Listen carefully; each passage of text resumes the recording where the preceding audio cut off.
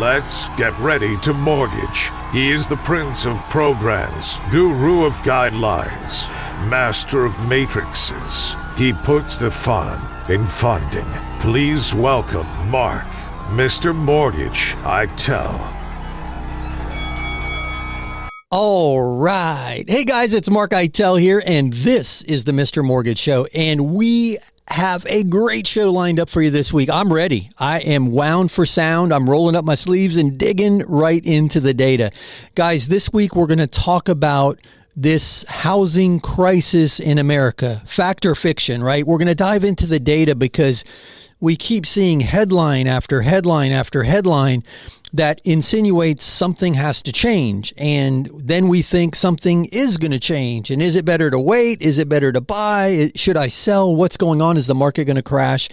And it all stems from this quote unquote crisis that we're having in the housing market. So I want to dive into that. So we're going to get started here in a second. Guys, if you have questions or comments along the way, call or text 855-462-7292. That's 855-462-7292. I'd love you to participate. Any questions about real estate or mortgage, shoot them to us. You can call or text that number, 855-462-7292, or head over to MrMortgageRadio.com. That's MrMortgageRadio.com. Scroll to the bottom of the page, click that little envelope icon, that email icon, and you can type your question and shoot it over to Jen, my producer, who is womaning the hotline. And she's also watching for your emails. Guys, she's back there doing it all. She's already running around back there. So we've got that out of the way. That's how you participate. Let's dive into the data, right? So we talked about it. Housing crisis. What does that mean, right? There's no doubt that affordability, it's never been more expensive to buy a home, right? The affordability index is off the chart, up or down, however you read that thing. It's more expensive as a percentage of your monthly income, and it's more expensive just to go out and buy a home. We're in lofty territory. So let's get that out of the way. It's absolutely putting pressure on the buyers. It's harder to qualify, and it takes more of your monthly income than ever before to own a home in this country. Now, back to this concept of a crisis. When I think of a crisis, right, my mind goes to like the border crisis, where there's lines of people trying to get in, but they can't get in for whatever reason. And we don't do politics, but my point is, a crisis in my mind is an overwhelming number of people who are trying to do something, but they can't because of a circumstance outside of their control, right? They're negatively impacted by something. So does that mean that there is an overwhelming percentage of the population who wants to buy a home but can't, right? In my mind, that's where I go when I hear crisis. So we dug into the data, guys. You know, each week I love to roll my sleeves up and dig in. So this data is from the census.gov as well as the FRED, F-R-E-D, Federal Reserve Economic Data. As a matter of fact, you can read this for yourself and just Google St. Louis FRED, and all of this data will pop up. So going all the way back to 1900 in this country, I want to look at what percentage of the U.S. population owned their home, right? Home ownership, there's a crisis. So let's look at that. Is there really a crisis? In 1900, so 123 years ago, 46.5% of the population of the United States owned a home. In 1910, that was 45.9. In 1920, 45.6. In 1930, 47.5. In 1940, it fell to 43.6. In 1950, it was 55. In 60, it was 61.9%. In 1970, 62.9%. In 1980, 64.4%. It fell a little bit in 1990 to 64.2%. In 2000, it was 66.2%. In 2010, 67.1%. 2020, 65.3%, right before the craziness started. Today, it's 65.9%. So guys, in the face of everything that we've been through with the pandemic, everything that we've been through with this ridiculous appreciation cycle, everything we've been through with all-time, lifetime low interest rates, 65.9, roughly 2/3 of the U.S. population own a home. Now, we just went back 123 years to see that we've been as low as 43%. And I didn't touch on this because it was in between the decade jumps. But in 2004 was our peak at 69.4%. So since 1960 to today, we've bounced around in the 60s and we're at roughly 66%. In my mind, just looking at this data, it seems on average of late, going back to 1960, roughly 2/3 of the population wants to own a home. Roughly 2/3 of the population owns a home. So the 1/3 of people who don't own a home, do they prefer not to own? Would they just be happier renting because they're transitioning for whatever reason? Not everybody wants to buy a home. So what is my point in all of this? Is there really a crisis, or are we just at the maximum of participation in homeownership?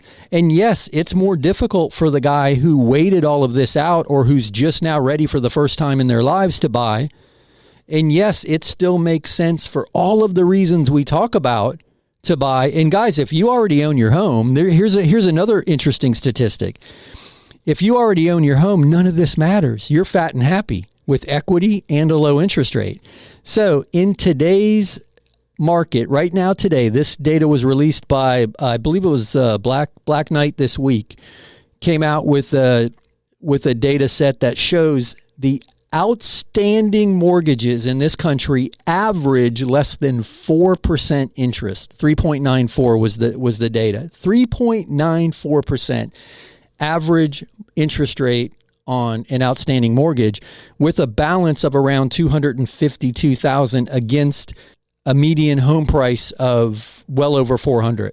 So the people who own, right, we've established that roughly 2/3 of the population historically since the 60s want to own. They do own. You've never had average interest rates this low. You've never had this much equity. So my point is, if you already own a home and you want to move up, you've got a ton of equity. If you're moving down, you're probably paying cash. And the vast majority of people don't want to sell if they own because they have so much equity and a low interest rate. And that's what it's going to take to bring prices down. And the reason I'm saying that is a lot of people's answer to this perceived housing crisis is we've got to get prices down so that more people can participate. Well, guys, I'm of the mindset that everybody who wants to participate will figure out a way to participate. So I just wanted to touch on that because we have a tendency in this country to be over dramatic about every headline, over dramatic about every problem. And I don't think real estate and housing is any different. So, but anyway, guys, that's my rant. I appreciate you letting me run a little bit there, but you hear the music. You know what that means? That's my cue. We'll be back in a few. Sit tight on the other side of this very short break. We're going to dive into your questions. Here's another 5-star review. We started our loan with a different company. They said we were approved, but at the last minute they told us there was a problem. I still don't know what went wrong, but thankfully our real estate agent told us about Mark. I was pretty stressed, but it's the perfect house, so we gave Mark a shot. He got it done. I'm not sure what was different, but I don't really care. We even got a better interest rate and with less money out of pocket than the first guy quoted us. It was a great surprise. Yes, I'm happy to recommend Mark and his Mr. Mortgage team. So you think interest rates have gotten too high to refi? Well, not so fast. There are several reasons people refinance. Sure, lowering your interest rate is one, but there's debt consolidation, home improvement, unexpected medical expenses, pulling out some equity to go buy an investment property. Heck, I even know of one guy who refinanced his house so he could buy his mistress a condo. But let's jump back to debt consolidation for a minute. I'm working with a client right now. His name is Ben. He's going to refinance his house, pay off a host of credit cards and 2 truck payments. And yes, his mortgage interest rate is going to go up, but his monthly expenses are going to go down significantly. and that monthly savings is going to get he and his family back on track. Guys, if you've got questions, check us out at mrmortgageradio.com. That's mrmortgageradio.com. My name is Mark Eitel, NMLS 1929005. I host the Mr. Mortgage Show, and we are always here and happy to help. Check us out at mrmortgageradio.com. Have you recently applied for a mortgage only to hear no? Hey guys, Mark Eitel here, and I don't know what it is, but we're turning no's into yeses all the time. Maybe it's all the experience my team and I have, and we've got a better ability to understand guidelines, or maybe we have access to programs that other people don't. Either way, we are getting it done. If you'd like a second opinion, just head over to mrmortgageradio.com. That's mrmortgageradio.com for more info. All right, guys, Mark Eitel here, NMLS 1929005. Welcome back to the Mr. Mortgage Show. Call us now at 855-462-7292. All right, we are back. My name is Mark Eitel, and this is the Mr. Mortgage Show. And friends, if you've got questions or comments, just call or text 855-462-7292. That's 855-462-7292. That is the Anytime Hotline. Call or text that number, and Jen, who is womanning the hotline, will get your questions on the air. If you prefer to shoot an email, just head over to mrmortgageradio.com. That's mrmortgageradio.com. Scroll to the bottom of the page, click that email icon, and you can shoot her over your questions that way. And guys, all that data from the Federal Reserve and from Census, I'm going to put all that in the Facebook group. And you can find the Facebook group by visiting mrmortgageradio.com and clicking on the Facebook icon. It'll take you right to the Mr. Mortgage radio show page. But anyway, guys, I hope that got the gray matter churning. And again, not discounting the difficulty for anybody who's trying to jump in the market today. I get it. It's never been this expensive. But do we really have a crisis? And that's where I wanted to go with that data. Is my belief is that we're never going to get to 100% home ownership. It's super interesting in that data set from the census, how many states are in the 70s and some are lagging. It's super interesting on a local level to see what the economic influences have on homeownership on a very, very localized level. And I would encourage you to visit the Facebook page if you're interested in reviewing some of that data yourself. Again, go to mrmortgageradio.com and click on the Facebook link. But hey, I know we got the party started with that, so I'm going to throw it right over to Jen and get some questions on the air. Hey, Jen, who's ready? Okay, go ahead. George emailed us asking, how much down payment is typically required for an investment property? Hey, George, that is a great question right out of the box with investment property. And we've talked about it recently. There is a huge uptick in the interest in owning investment property. And George, I'm going to answer your question, but that just kind of got my wheels turning. Last week, my hypothesis was people have so much equity that they've got the house's money, if you will, that they're using to buy some rental properties with. And we've established, right, if my theory is correct, and somewhere in the 60% range is the maximum participation rate for homeownership. And guys, we just went all the way back to 1900, and it kind of looks that way. It's never been over 70.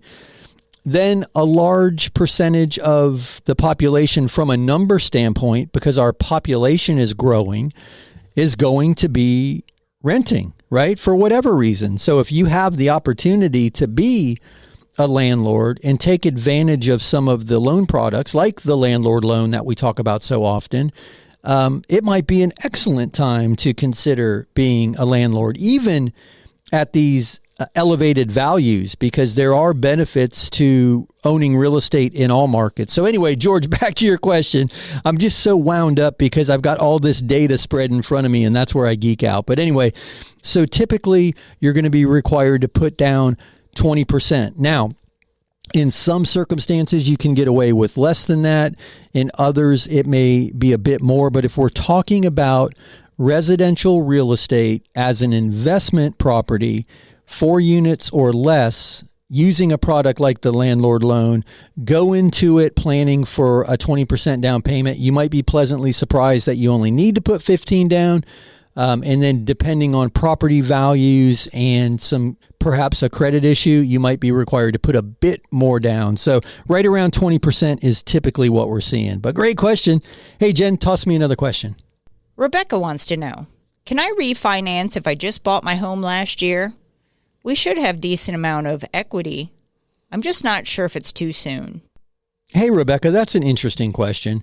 I would love to know why you're refinancing. You mentioned equity, so my assumption is maybe pulling some cash out to make a move, perhaps like we just talked about, and buy some rental property, or maybe you're doing a debt consolidation.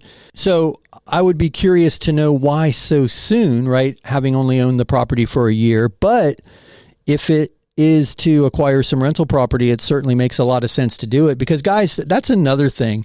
Pulling equity out of one property to go buy another, all you're doing is trading positions. The equity is in now another property. So it's not like it's costing you any money. I mean, I know there are closing costs. I say that all the time. But if you're pulling $50,000 out of this property and putting it down on that property, now you've got the $50,000 in equity. It's just somewhere else. So that may be what you're doing, Rebecca. And yes, you can do a cash out or a debt consolidation refi if you've owned the property for 12 months.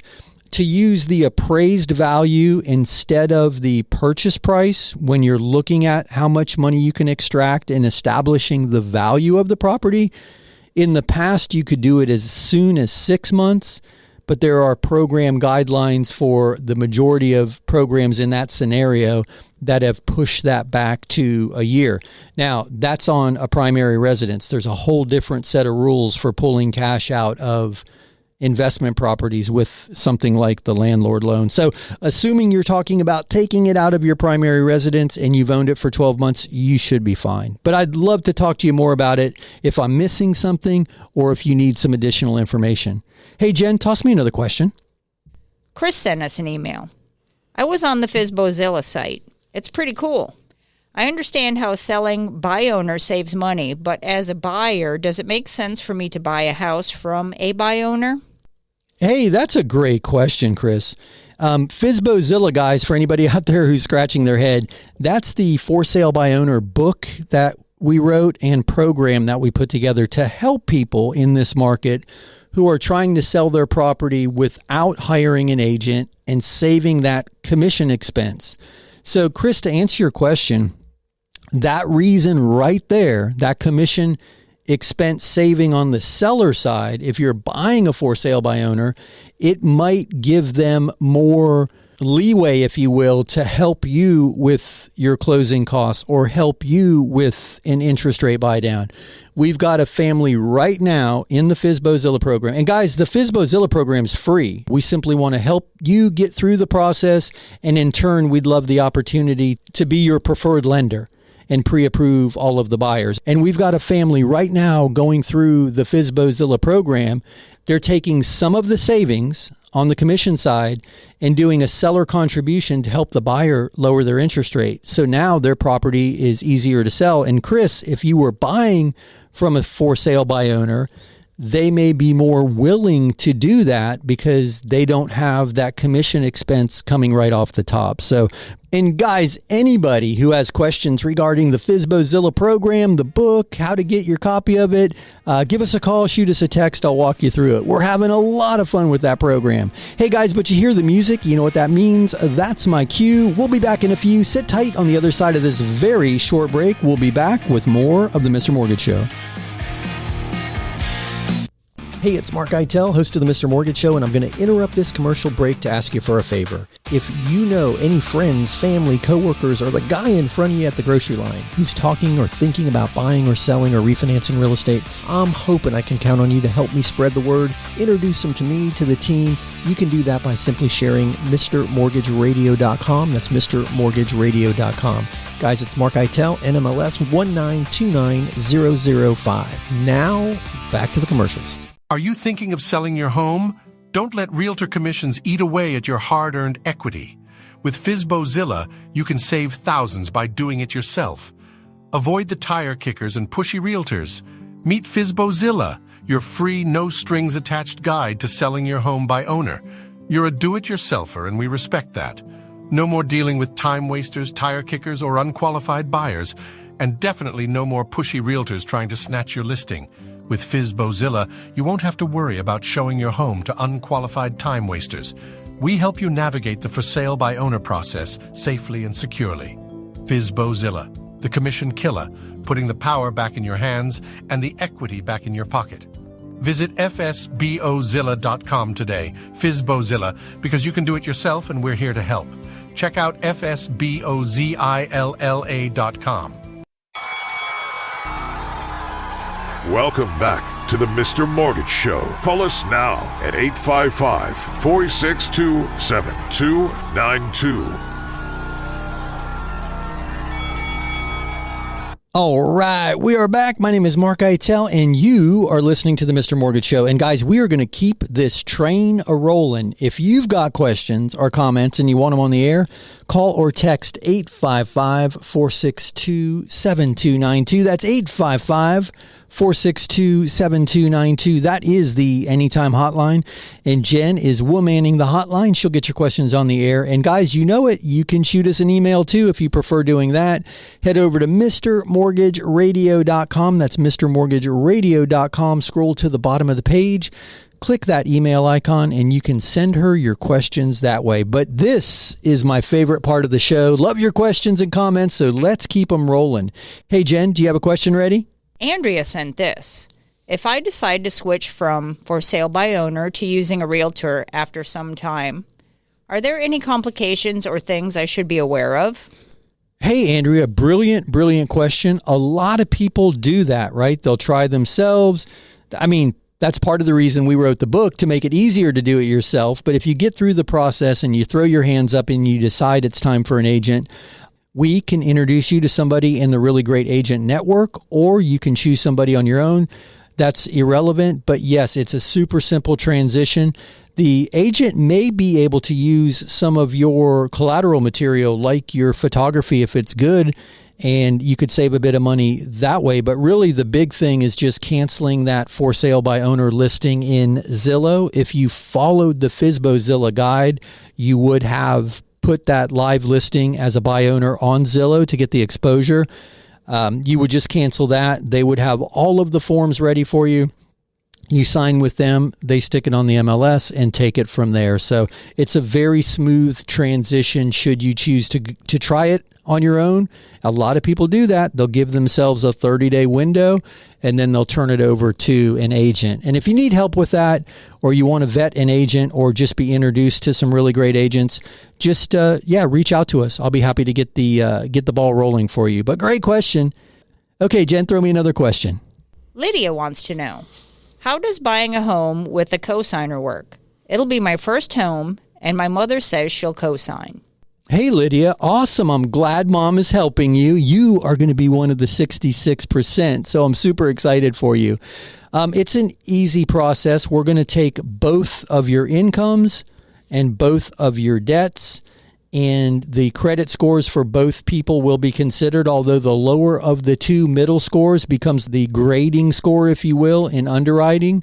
But most often where people get a lot of benefit from the cosigner is that additional income. And then you can buy the property as your primary residence, and Mom would be considered a non-occupying co-borrower just to help you over the hump. So that's traditionally how it goes.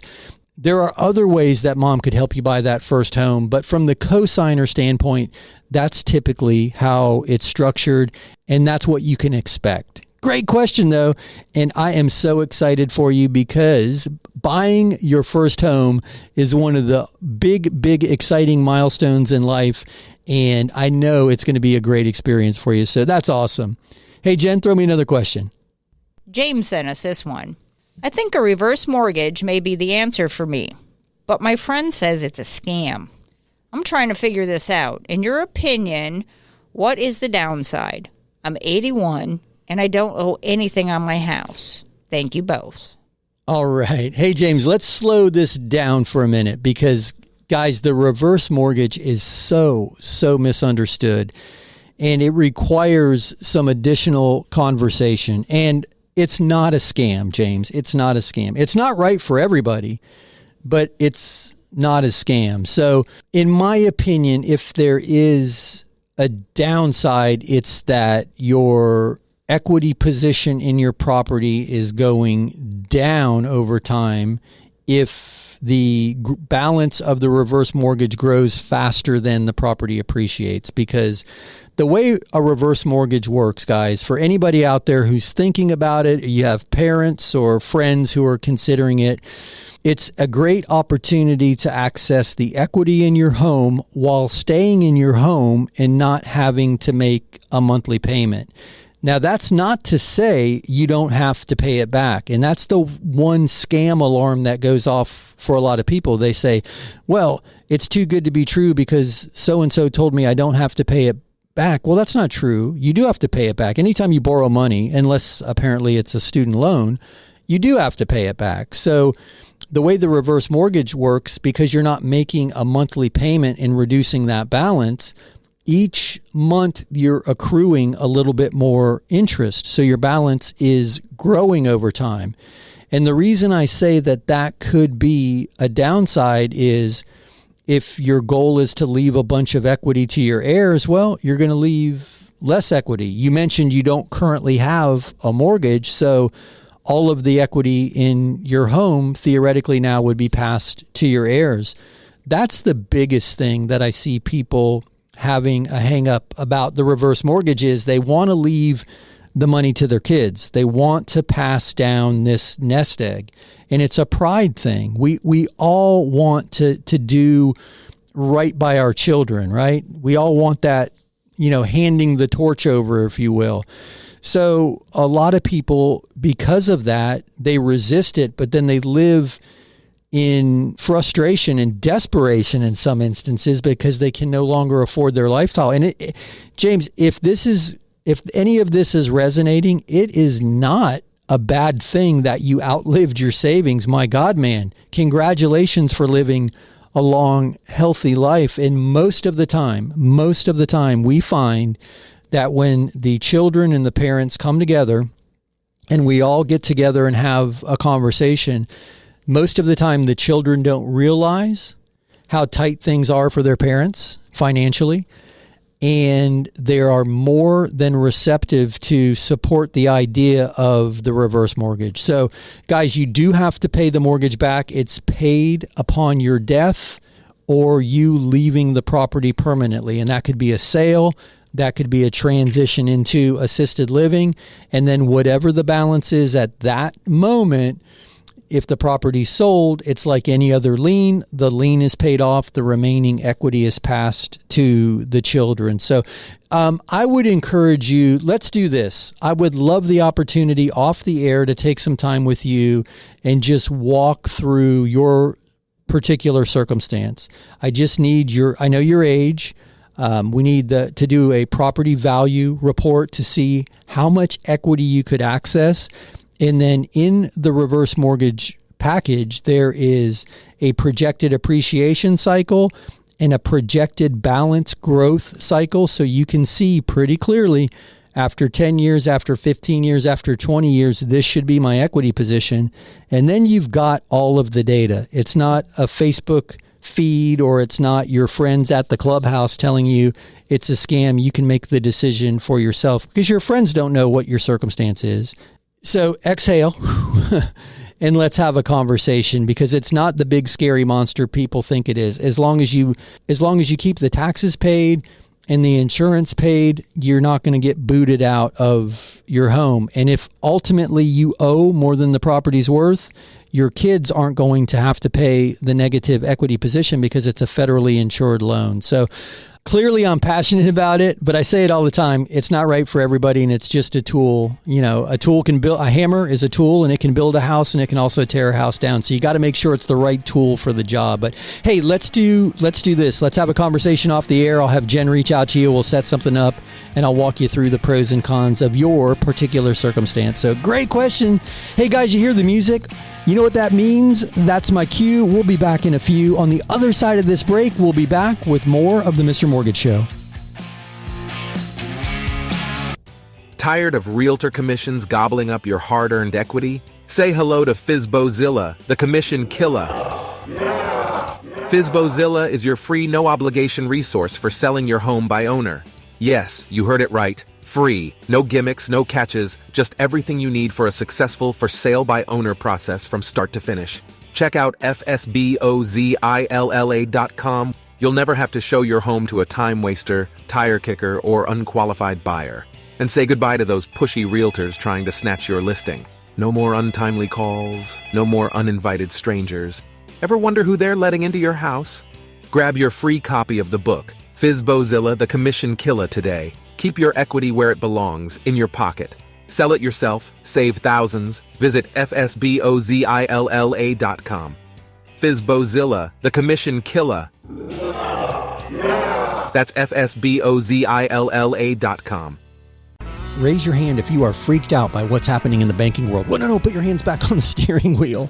It's all starting to feel like a house of cards. And what about that $17 billion, yes, billion with a B, dollars worth of bondholder money that was lost in that Credit Suisse takeover? Right now, I'm hearing more and more people talk about a flight to safety, and they're looking at gold and silver and other precious metals, but also rental property. Yep, income-producing rental property is starting to become sexy again. Guys, we've got an amazing loan program called the Landlord Loan. It's an easy way to acquire rental property. If you've got good credit and the assets, we don't even look at your personal income. We look at the income produced by the property. Assuming that it supports the debt, boom, you're a landlord. Check us out at MrMortgageRadio.com. That's MrMortgageRadio.com. My name is Mark Eitel, NMLS 1929005, and my team and I are here and happy to help. Check us out at MrMortgageRadio.com. Welcome back to the Mr. Mortgage Show. Call us now at 855-462-7292. All right, we are back. My name is Mark Eitel, and this is the Mr. Mortgage Show. Friends, if you have questions and you want them on the air, just call or text 855-462-7292. That's 855-462-7292. Jen is womanning the hotline, and she will get your questions on the air. If you prefer to shoot an email, just head over to mrmortgageradio.com. That's mrmortgageradio.com. Scroll to the bottom of the page. There's a little envelope icon. Click on that, and you can shoot your email over to Jen that way. But yeah, let's keep the questions coming. And hey, James, Jen got your email, so I got your contact info. I will touch base after the show, my man. Thank you for that. All right, Jen, throw me a question. Here's one from Armando. I inherited my parents' home along with my sister and brother. I currently live there and want to buy them out. I don't know where to start. Is something like this even possible? Hey, Armando. Yes, it is absolutely possible. You can either buy it from the estate with a gift of equity, or you can refinance it and take your siblings off the title. It depends on where you are in the process of settling the estate, but we do it all the time. There are a few different ways to tackle it, but it's very, very doable. And just to use, very round numbers, if there's no liens on the property and you each own a third, then you would be taking a mortgage for roughly 2/3 of the value of the property to cash them out, and then your position would remain equity, if that makes sense. If you need more info, just give me a shout. But yes, sir, it is doable, and we see it all the time. But that's a great question, my man. I appreciate that. Hey, Jen, throw me another question.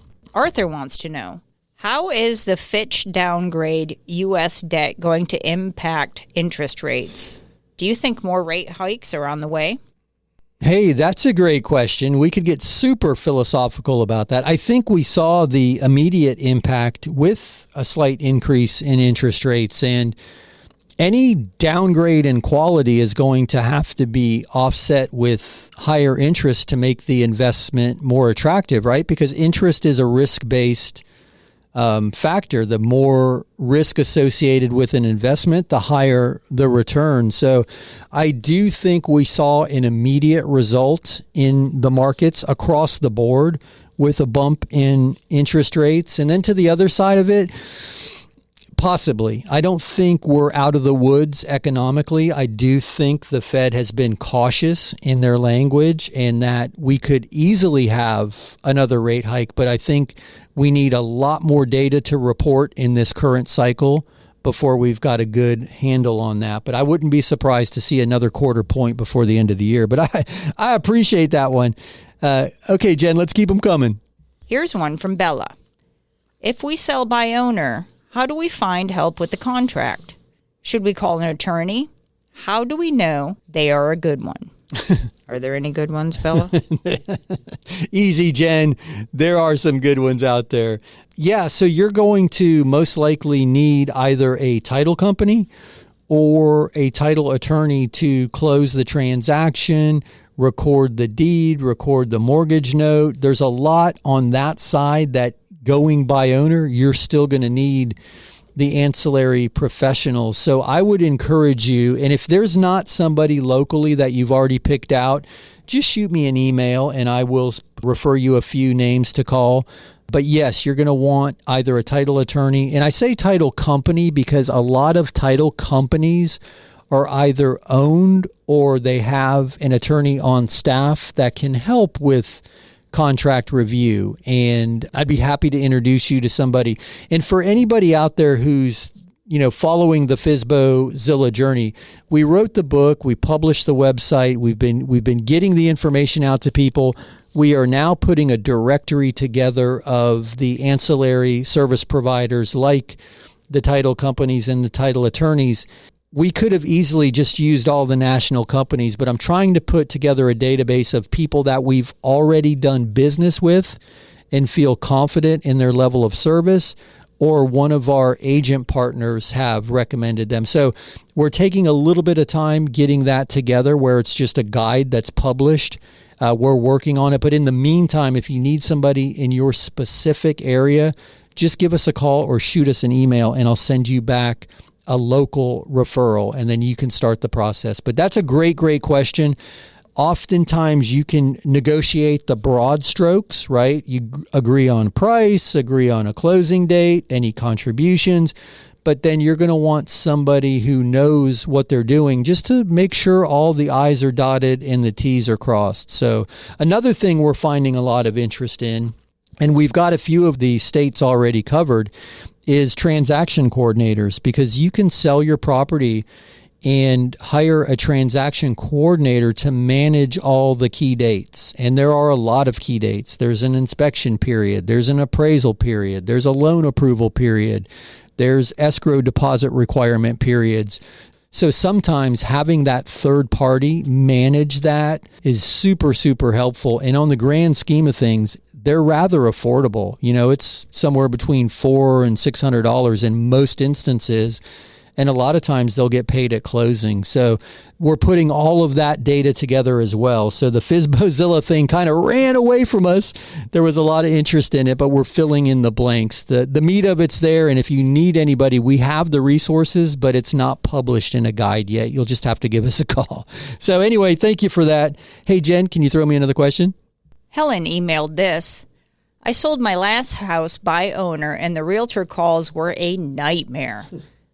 It was worth it. We pocketed an extra $30,000. But is there a way to avoid these calls? Being on the do not call list didn't help at all. We're getting ready to do it again and appreciate your advice. Thanks. That's an awesome question, and it's a super easy answer. Let us answer the calls for you. By answering the calls for you, we take all of that burden off your plate, and we're pre-screening all of the real buyers, because you're going to get a ton of phone calls from agents. All of the good agents are out there every day looking at the updated for sale by owner lists, and they're calling. And they want to solicit your listing. That's a big part of their business. And I don't blame them from doing it. You've raised your hand and said, hey, I want to sell my house, and they get paid to do it. They're going to call you, but I know it can become overwhelming. Right now, we've got some people in the FSBOzilla program, and they're averaging about 20 phone calls a day from agents. Now, the good news is in that number are spattered some interested buyers. So it's worth the headache. But if you want the headache completely taken off your shoulders, just let us answer the phone calls for you. We'll let all of the agents know that at this time you're not interested, but we'll pass their information along to you so you get, everybody's info. But more importantly, all of the buyers that filter through the system have been fully approved either by us, or if they're already approved, that's not a problem either. We'll vet them and just make sure their approval is not a pre-qualification, but a fully underwritten approval that you can be confident in when you're accepting an offer. So I love that question. And that's one of the biggest pain points. Getting the property priced correctly, pain point number one. Dealing with showings and open houses, pain point number two. We address both of those in the book. Then one of the biggest frustrations is every phone call seems to be from a realtor. Pain point number three, also solved. Yeah, it's going to take a little work and it's going to be slightly inconvenient. You might have to sacrifice a Saturday here or there to have one of the private open houses. But if you're a do-it-yourselfer and your goal is to save tens of thousands in commission, then we can make it as painless as possible. And this is one more place we can help. So great question. And guys, just because you're on the do not call list, and I might be wrong about this, but it's my understanding that once you put your number in an ad with something for sale, you've invited the phone calls. So I might be wrong about that, but that's my understanding is once you publicly advertise your phone number, then you've invited phone calls. But brilliant question, and not surprised. And I'm excited that you found it worthwhile enough to dive in again. But I hope that helps. Doesn't get any easier than that. Let somebody else do the heavy lifting for you. Anyway, great question. If anybody has questions about that and you want more information, you know how to reach us, MrMortgageRadio.com. All our information is there, or hit us up anytime on the Anytime hotline. But you hear the music, you know what that means. That's my cue.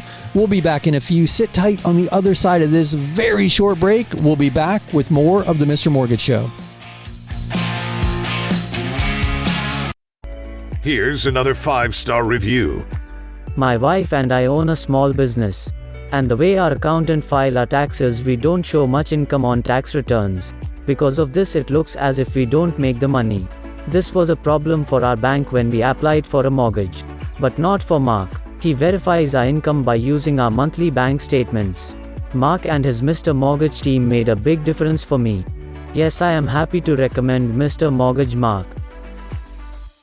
Have you recently applied for a mortgage only to hear no? Hey guys, Mark Eitel here, and I don't know what it is, but we're turning no's into yeses all the time. Maybe it's all the experience my team and I have, and we've got a better ability to understand guidelines, or maybe we have access to programs that other people don't. Either way, we are getting it done. If you'd like a second opinion, just head over to MrMortgageRadio.com. That's MrMortgageRadio.com for more info. All right, guys, Mark Eitel here, NMLS 1929005. Are you thinking of selling your home? Don't let realtor commissions eat away at your hard-earned equity. With FSBO, you can save thousands by doing it yourself. Avoid the tire kickers and pushy realtors. Meet FSBO, your free, no-strings-attached guide to selling your home by owner. You're a do-it-yourselfer, and we respect that. No more dealing with time wasters, tire kickers, or unqualified buyers, and definitely no more pushy realtors trying to snatch your listing.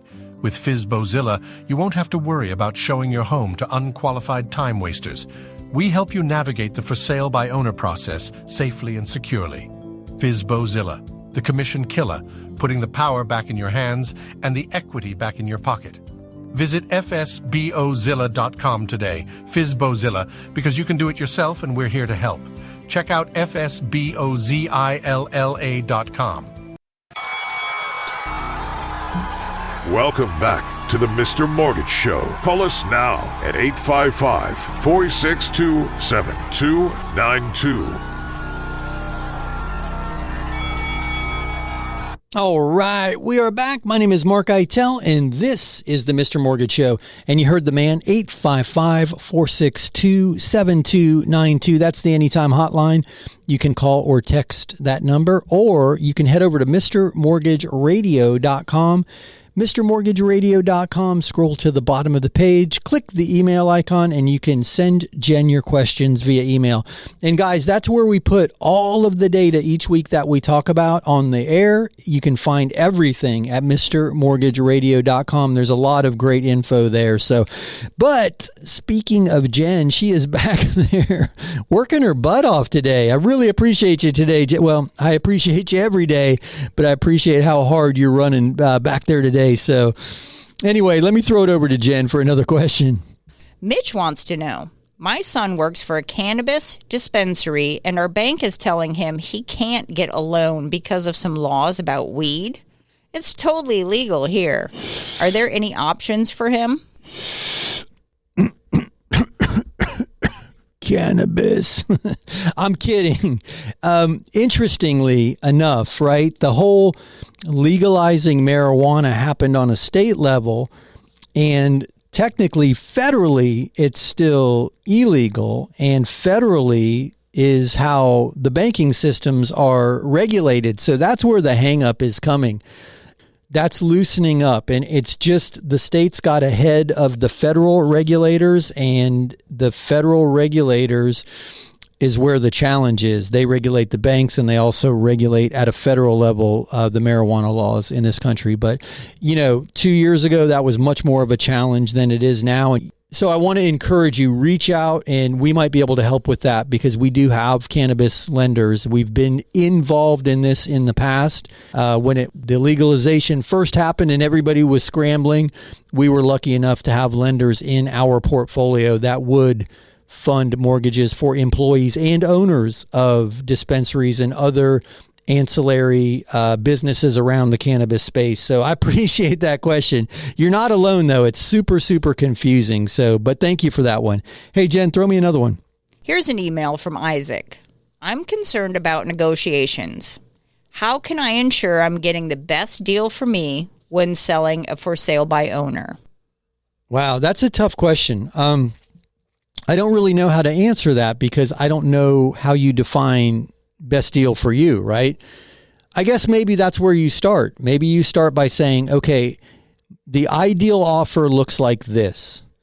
X amount of dollars for a sales price, no more than Y amount of dollars for a seller contribution, this number of days for closing the transaction. Do you want a post-closing occupancy clause? Kind of map out what's ideal for you so when you are negotiating, you can hit all of those points because, price is one thing.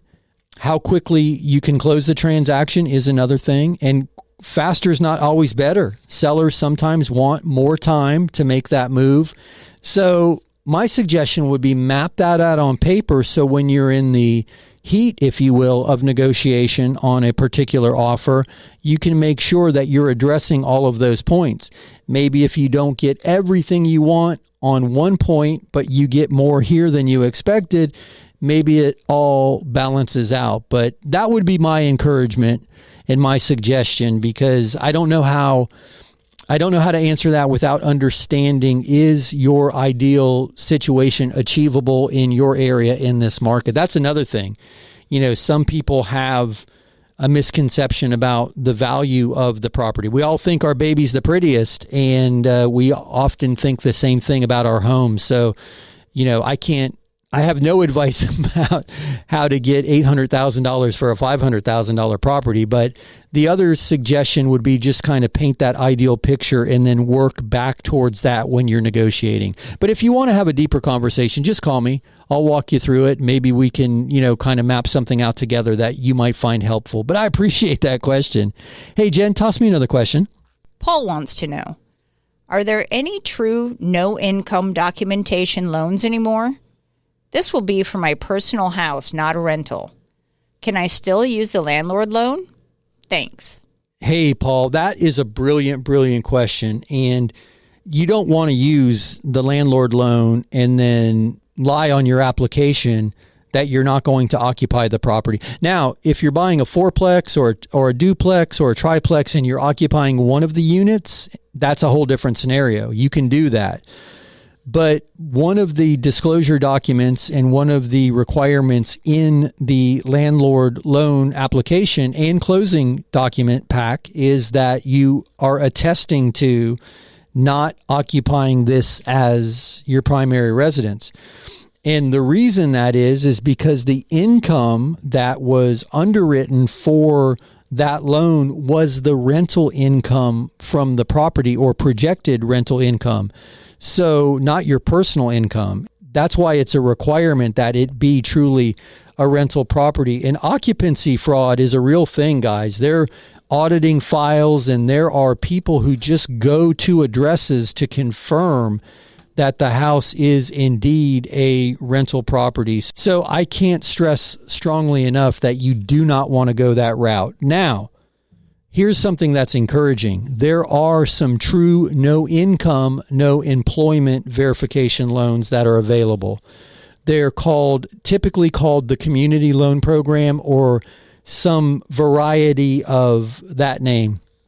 And how it works is if your credit score meets the requirements and your down payment meets the requirements, and you're typically looking at somewhere between 15 and 25% down, and you have 12 months worth of reserves, meaning enough assets to make the property payments for 12 months. So if you had $2,000 a month in principal, interest, taxes, and insurance, and once you bought the property, you had at least $24,000 left over for reserves, then there are programs that are no employment, no income verification.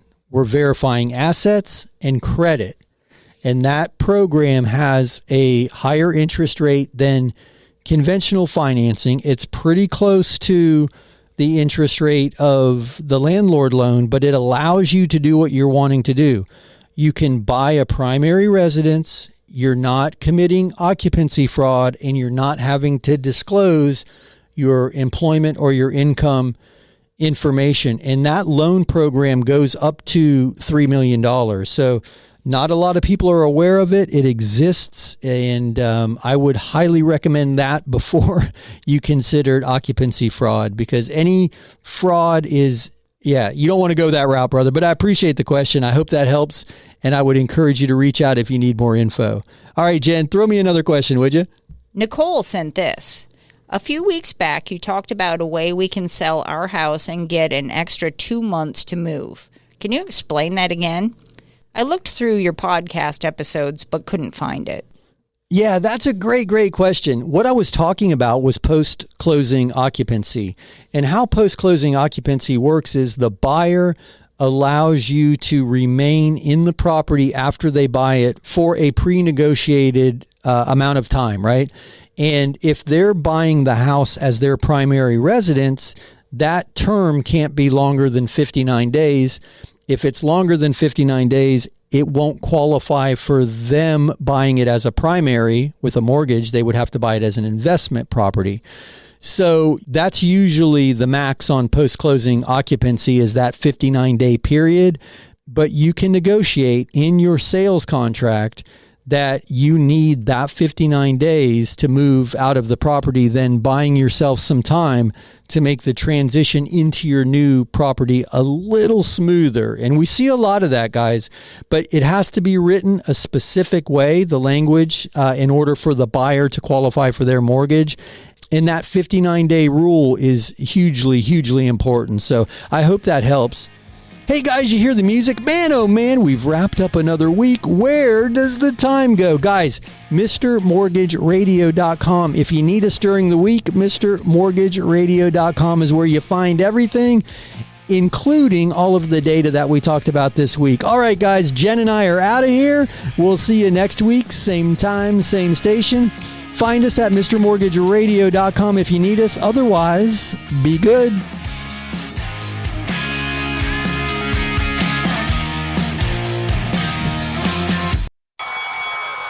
That's a wrap. Join Mark Eitel next week for more thrilling, edge-of-your-seat discussions about real estate and mortgages, right here on The Mr. Mortgage Show. Hey, it's Mark Eitel, host of the Mr. Mortgage Show, and I'm going to interrupt this commercial break to ask you for a favor. If you know any friends, family, coworkers, or the guy in front of you at the grocery line who's talking or thinking about buying or selling or refinancing real estate, I'm hoping I can count on you to help me spread the word, introduce them to me, to the team. You can do that by simply sharing MrMortgageRadio.com. That's MrMortgageRadio.com.